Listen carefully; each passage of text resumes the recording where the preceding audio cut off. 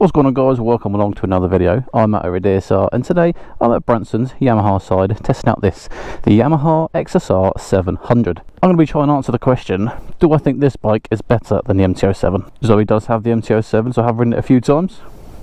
Let's test out this baby. Where else to start then, other than the engine? Looking at the XSR700, it's going to produce 74 brake horsepower with 67 newton meters of torque.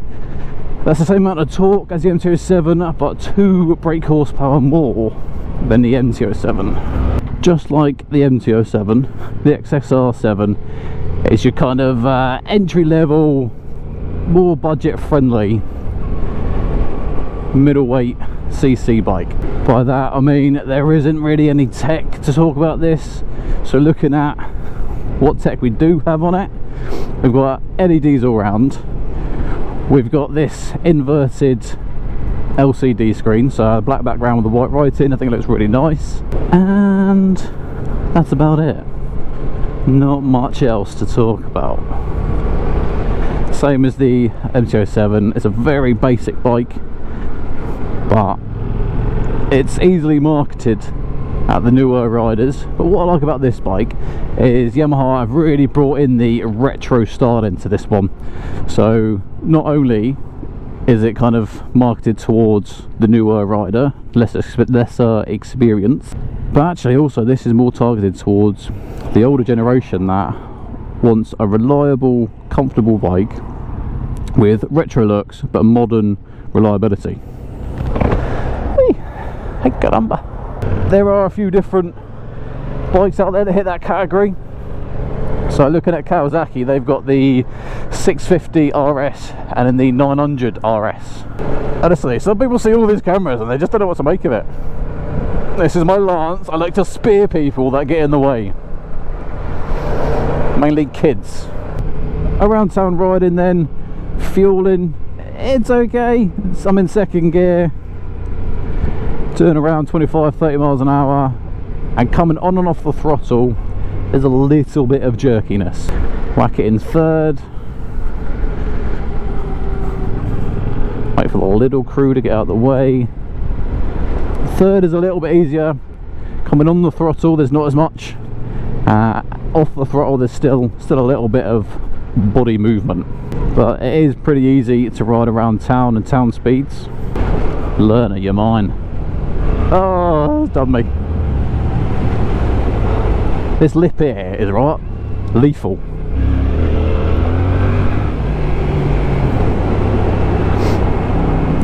But then when we start getting into the back areas, I keep forgetting this doesn't have a quick shifter, so I keep trying to shift it normally, as in with a quick shifter. That's one thing I 100% would put on this bike. I think quick shifters just make most every day-to-day riding just more enjoyable. Handles pretty nicely in this flowing section. Doing the national speeds is absolutely no dramas for this bike. Hasn't got the biggest numbers in the torque and the power, but actually it's more than enough to handle this type of roads easily. As you can tell, basically no wind protection. There's a tiny little bit of a flare in between the headlight and the LCD screen, but that's not designed to provide wind protection, that's just for looks. So wind is hitting you across the whole body, it's clean air, there's no strange buffeting, and boom. Well, we got more people on strikes here. What do we reckon? ASLAF official tickets.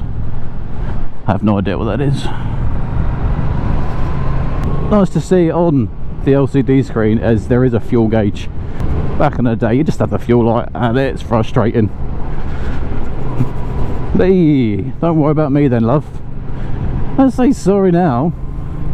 Just do your job properly and look out for people. Good job, I've got about 24 cameras on the bike. Yamaha have positioned the LCD screen up higher rather than kind of down central towards the handlebar, just to make it a little bit easier when you're riding for your vision line, because otherwise if it wasn't there and it was just a little bit lower, you would have to kind of drop your helmet, drop your eye line to be able to see the screen properly. But where it is, I can keep my helmet stationary and just moved my eyes and I can see it. Same as the MT-07, I don't think this has got a slipper or assistant slipper clutch, so when you are downshifting it's very aggressive. You need to be mindful because you can lock that rear wheel up and it will start getting all bent out of shape. The XSR700 is going to come in two main different colours, and we're going to have the white or the black. Me personally, I think this looks really nice in this black with a little bit of gold and grey accents. No matter which one you're going to pick, the price is going to be the same. It's going to come in at £8,260. It absolutely breaks me when manufacturers put different prices on different colours just because they know more people will buy a certain colour, so they put the price up. You tend to find Yamaha and Honda both just have the same price and then obviously different colours, unless there's like some special anniversary colours like they did with the R7 and R1. So you got to be really slow and gentle and make sure you are braking as well when you're dropping gear, otherwise the engine's going to let you know. The brakes are pretty good on this. We've got twin 298mm at the front and a single 245 at the rear. I'm not finding any issues. If I wanted to do an emergency stop, I've got the confidence that this thing would stop.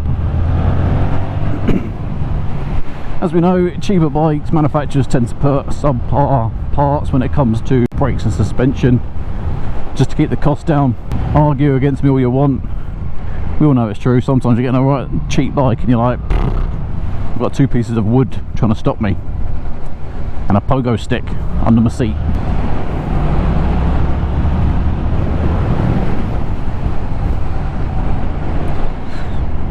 So I've tested the 650 and the 900 RS, and I found the 650 very lacking, not very exciting, kind of a very mute bike. Jumped on the 900 and I really enjoyed it, and it was like the perfect combination of power but yeah, styling. I don't find this 700 being mute and lacking, so it's nice to see. Looking at the ergonomics of this bike then, I'm 6'1", 115 kilos. The seats okay so far. It's got a very flat profile, kind of traditional to like the cafe racer style seating. Handlebars are in a nice reach from my torso.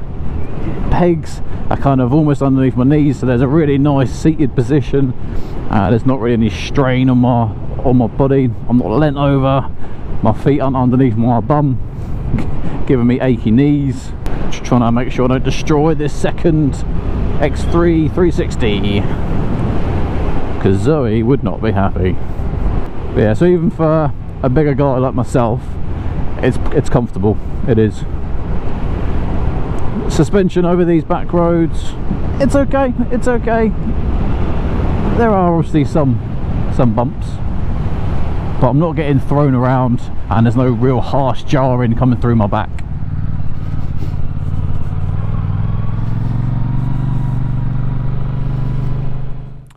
Looking around the XSR700, what do you think of the black and gold colour scheme? Like I said, out of the two, it's definitely the one that I would pick.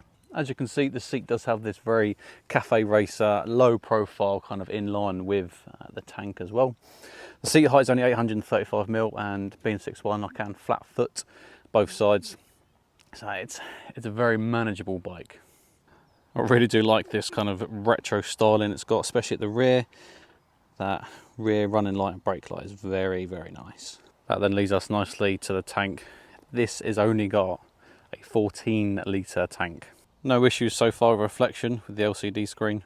The only other main thing to take note about this bike is it's really light, 188 kilos, which, if anyone of you know other bikes, is pretty light. My GSA is 280 kilos. Some of the Harleys that I ride, 380 kilos. So 188, wet, good to go, is light. That just means moving it around, pushing it, low speed, handling, it's just easy. It's a very manageable bike. So I asked the question at the start of the video is, do I think the XSR700 is a better bike than the MT-07? Me personally, yeah, I prefer the looks of this bike. It feels more finished. It feels like Yamaha put a little more time and effort in making this bike complete. MT-07, when I sit on it, I feel too big for it. I feel kind of cramped and handlebars are really close to me. Don't feel like this. Like I said, this has got a really nice reach from top half to the handlebars. I don't feel I'm too big for it, and I really like this seat. MT-07 seat, from riding 30 minutes, I want to get off. My bum's numb and I'm in pain. This seat didn't have any issues today. Just everything that the XSR has as a package, to me, is just a step up from the MT-07. So yes, I would buy this over the MT-07. Well, in typical UK fashion, it is starting to rain, so I'm going to finish the video there. Guys, thank you very much for watching my full review on the XSR700 for 2023. If you liked it, give it a thumbs up. More importantly, subscribe to the channel. We've got videos coming out weekly. And nothing else to say, but until the next one, ride safe.